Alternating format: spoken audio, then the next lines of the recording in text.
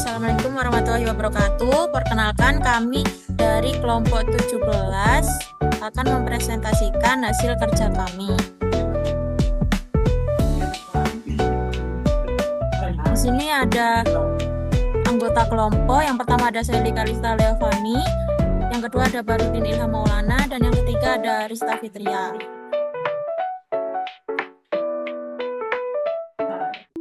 Selanjutnya ada prinsip peralatan. Menurut Peraturan Badan Pengawas Obat dan Makanan (BPOM) nomor 7 tahun 2024, peralatan untuk pembuatan obat seharusnya memiliki desain dan konstruksi yang tepat, ukuran yang memadai, serta ditempatkan dan dikualifikasi dengan tepat agar mutu obat terjamin sesuai desain serta seragam dari batch ke batch, dan untuk memudahkan pembersihan serta pemeliharaan agar dapat mencegah kontaminasi silang, penumpukan debu atau kotoran, dan hal-hal yang umum berdampak buruk pada mutu produk. Lalu peralatan sendiri meliputi desain dan konstruksi, pemasangan dan penempatan, pembersihan dan sanitasi peralatan, dan pemeliharaan. Lalu untuk desain dan konstruksi peralatan manufaktur seharusnya didesain, ditempatkan, dan dikelola sesuai dengan tujuannya. Permukaan peralatan yang bersentuhan dengan bahan awal produk antara produk atau produk, jadi tidak boleh menimbulkan reaksi adisi atau absorpsi yang dapat mempengaruhi identitas, mutu, atau kemurnian di luar batas yang ditentukan.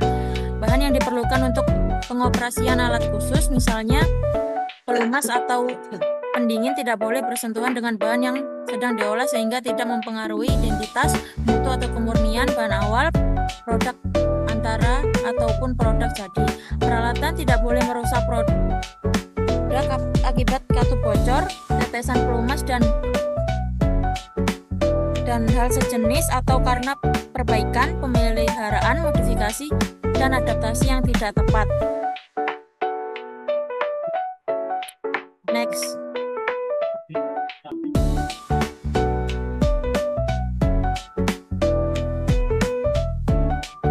Desain dan konstruksi peralatan seharusnya tersedia alat timbang dan alat ukur dengan rentang yang tepat untuk proses produksi dan pengawasan. Selanjutnya, peralatan untuk mengukur, menimbang, mencatat, dan mengendali seharusnya dikalibrasi dan diperiksa pada interval waktu tertentu dengan metode yang ditetapkan. Catatan yang memadai dari penguji tersebut seharusnya disimpan. Filter cairan yang digunakan untuk proses produksi tidak boleh melepaskan serat ke dalam produk.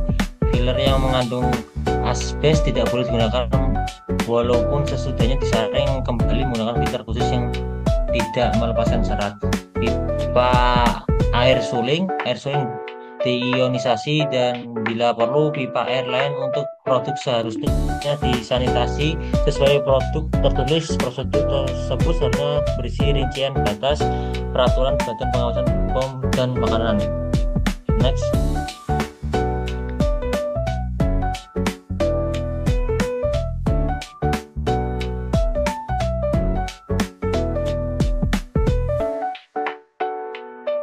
Pemanasan dan penempatan peralatan seharusnya dipasang sedemikian rupa untuk mencegah risiko kesalahan atau kontaminasi. Peralatan satu sama lain seharusnya ditempatkan pada jarak yang cukup untuk menghindari kesesakan serta memastikan tidak terjadi kekeliruan dan kecampur bauran produk.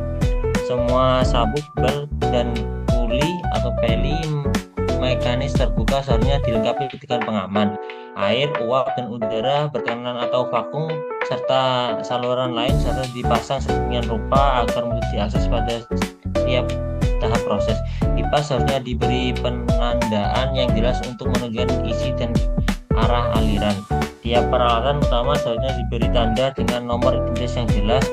Nomor ini dicantumkan dalam semua perintah dan catatan batch untuk menunjukkan unit atau peralatan yang digunakan pada pembuatan batch tersebut, kecuali bila peralatan tersebut hanya digunakan untuk satu jenis produk saja.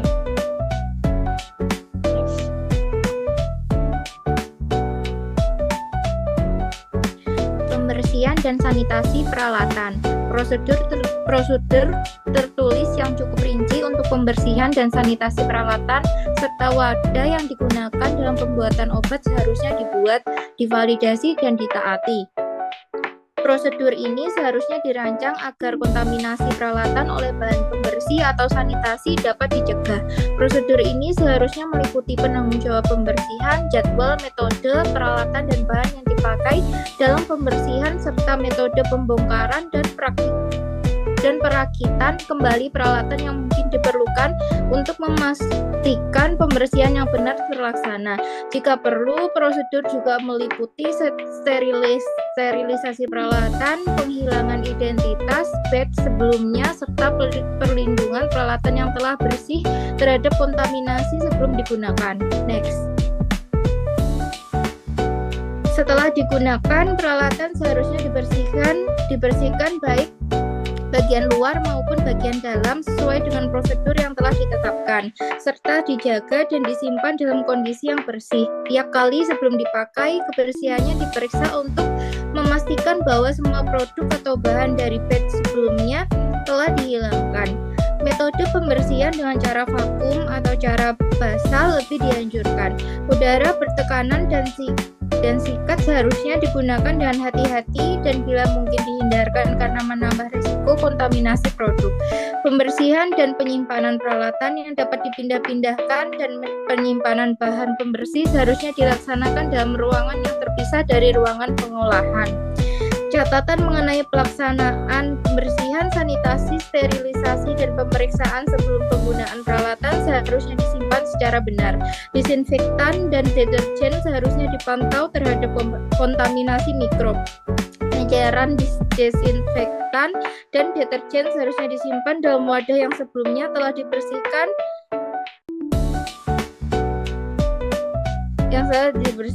Next. Pemeliharaan peralatan seharusnya dipelihara sesuai jadwal untuk mencegah malfungsi atau kontaminasi yang dapat mempengaruhi identitas, mutu, atau kemurnian produk. Kegiatan perbaikan dan pemeliharaan tidak boleh menimbulkan risiko terhadap mutu produk. Bahan pendingin, pelumas, dan bahan kimia lain seperti cairan, alat penguji suhu seharusnya dievaluasi dan disetujui dengan proses formal.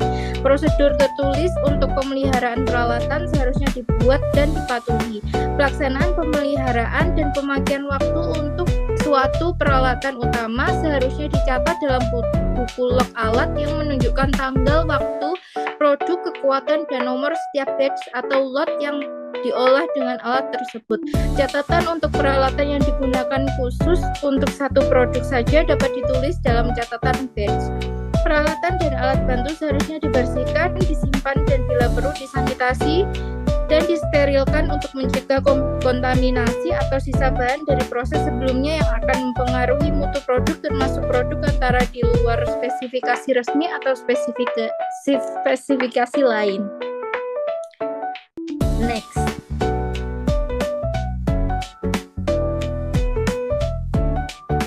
Pemeliharaan bila peralatan digunakan untuk membuat produk secara kontinu dan secara kampanye pada batch yang berurutan dari produk dan produk antara yang sama, peralatan seharusnya dibersihkan dalam tenggat waktu yang sesuai untuk mencegah penumpukan dan sisa kontaminan, misalnya hasil urai atau tingkat mikrob yang melebihi batas.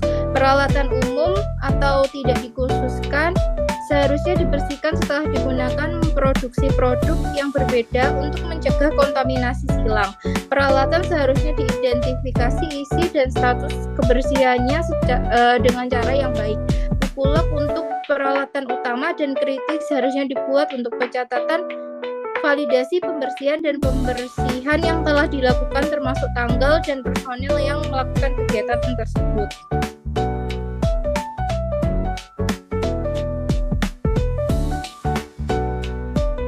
Berikut untuk daftar pustaka yang kami gunakan. Baik, terima kasih untuk perhatiannya. Mohon maaf apabila ada salah kata dan kurangnya. Wassalamualaikum warahmatullahi wabarakatuh.